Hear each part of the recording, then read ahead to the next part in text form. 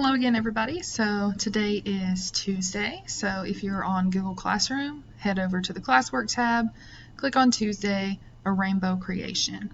So again, I put step by step what you need to do. So first, you're going to watch that video of me explaining. That's where we're at right now.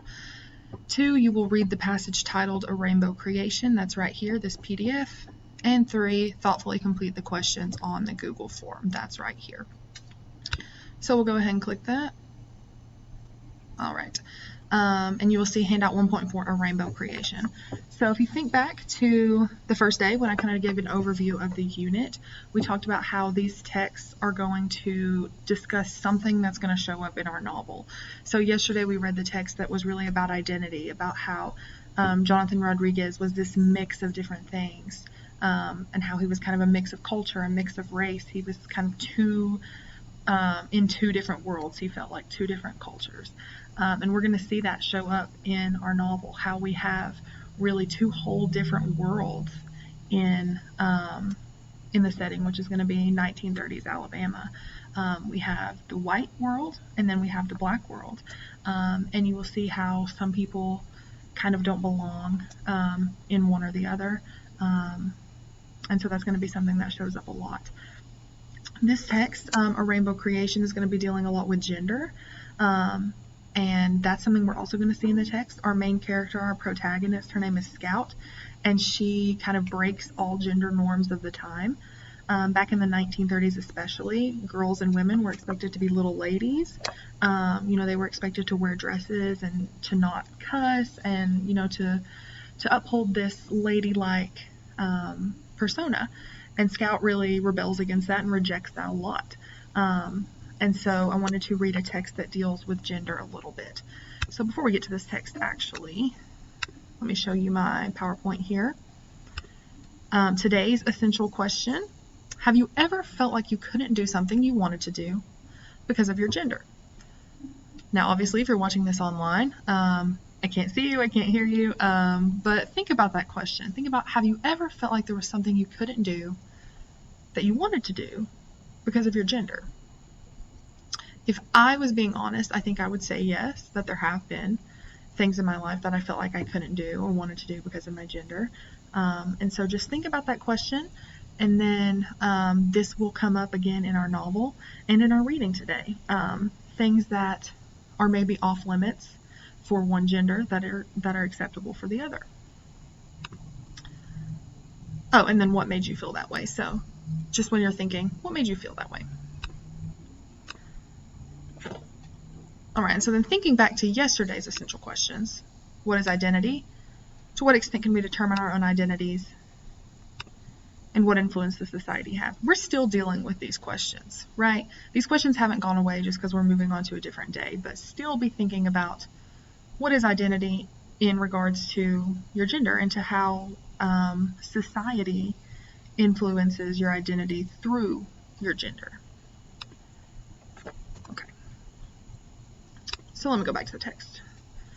So author Lori Duran and her husband Matt have 2 children, both boys, and Duran writes about the reaction of her young son CJ the first time he saw a Barbie doll. So I will go ahead and read this to you, and then we will look at the assignment. For days after CJ discovered her, Barbie never left his side. When I'd do a final bed check at night before I retired for the evening to watch reality television and sneak chocolate when no one was looking, I'd see his full head of auburn hair sticking out above his covers. Next to him, there would be a tiny tuft of blonde hair sticking out as well. The next time we were at Target near the toy aisle, which I've always tried to pass at warp speed so the kids don't notice and beg me to buy them something, CJ wanted to see Barbie stuff. I led him to the appropriate aisle, and he stood there transfixed, not touching a thing, just taking it all in. He was so overwhelmed that he didn't ask to buy a single thing. He finally walked away from the aisle speechless, as if he had just seen something so magical and majestic that he needed time to process it. He had that day discovered the pink aisles of the toy department. We had never been down those aisles. We'd only frequented the blue aisles when we ventured down the toy aisles at all. As far as CJ was concerned, I had been hiding half the world from him. I felt bad about that, like I had deprived him because of my assumptions and expectations that he was a boy, and boys liked boy things. Matt and I noticed that CJ didn't really like any of the toys we provided for him, which were all handed down from his brother. We noticed that CJ didn't go through the normal boy toy addictions that Chase, CJ's older brother, had gone through. He couldn't care less about balls, cars, dinosaurs, superheroes, the Wiggles, Bob the Builder, Thomas the Tank Engine. What did he like to play with? We didn't worry ourselves much about finding the answer, a case of the second-born child not getting fussed over quite like the firstborn. We trusted that in time something would draw him in, which it did. It just wasn't at all what we were expecting. At about the 18 to 24 month mark of a child's life, the gender-neutral toys disappear, and toys that are marked specifically to boys or to girls take over. We didn't realize it until later, but that divide in the toy world and our house being filled with only boy toys left CJ a little lost at playtime. We, and the rest of society, had been pushing masculine stuff on him, and enforcing traditional gender norms when all he wanted was to brush long blonde hair and dress, undress, and redress Barbie. So I want to pause there for a minute and just ask you a question to think about. Again, if you were online, I wish we could talk about this in person, but we're doing the best that we can. So think about when you were a kid. Did you ever want to play with a toy that maybe was marketed for the opposite gender? So for example, my sister always wanted to play with G.I. Joes. She always liked playing with G.I. Joes. But G.I. Joes are typically marked as a boy toy, right? They're in that blue aisle, that boy aisle. But that didn't mean that she shouldn't play with G.I. Joes. It just, society pushes that idea that G.I. Joes are for boys, Barbies are for girls. So think about if you as a child maybe ever experienced wanting to play with an opposite toy, or maybe somebody you knew, wanted to play with a toy that society told them was for the other gender. That's what's happening with CJ here.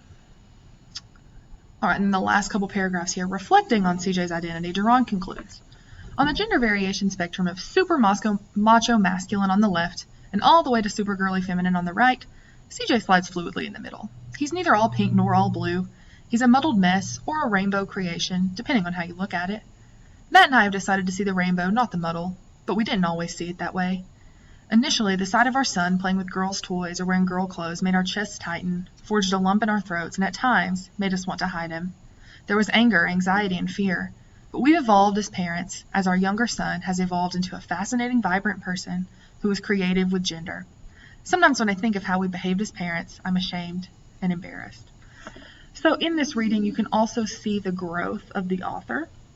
How she says at the beginning, this idea of CJ wanting to play with girl toys really scared her, but then now she looks back and she's ashamed of herself. She realizes, CJ is just who he is, and if he wants to play with girl toys, then he wants to play with girl toys. So we also see an evolution of the author here.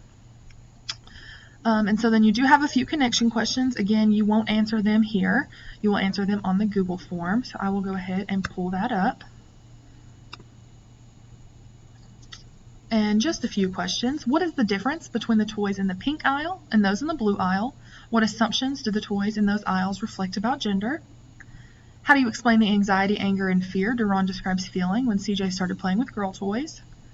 How do you respond to the assumptions people make about your gender? To what extent do you embrace and reflect them? To what extent do you reject them? So for this question, you could think back to that question I asked at the beginning of the video. Is there ever been anything you felt like you couldn't do because of your gender? That goes back to these assumptions that people make. So for example, maybe you're a girl and you wanted to play football. We actually had a football player who was a female 2 years ago, maybe here at Lynn Camp. But that's an assumption people usually make, is that girls can't play football, right? Girls shouldn't play football. That's a boy sport. And so for her, she was going to reject that. She was saying, I'm a girl, but I want to play football and I can do it. And so she did. So that's one example of an assumption people might make that you rejected. You could also embrace and reflect assumptions people make about your gender, and that's totally fine. For example, I'm a female. People generally view females as girly, as liking makeup, and I definitely embrace and reflect those things. I love makeup. I love doing girly things, shopping, all that stuff. So that's an example of an assumption that I embrace and reflect. So try to think of at least one example of an assumption you embrace and reflect, one example of something that maybe you reject. And then again, your first and last name.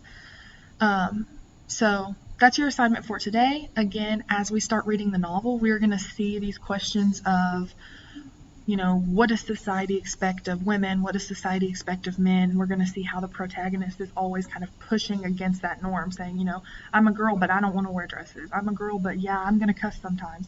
I'm a girl, but I'm not always this perfect little lady. So, all great questions to think about as we begin reading our novel. As always, email me if you have any questions, and I will help you the best that I can.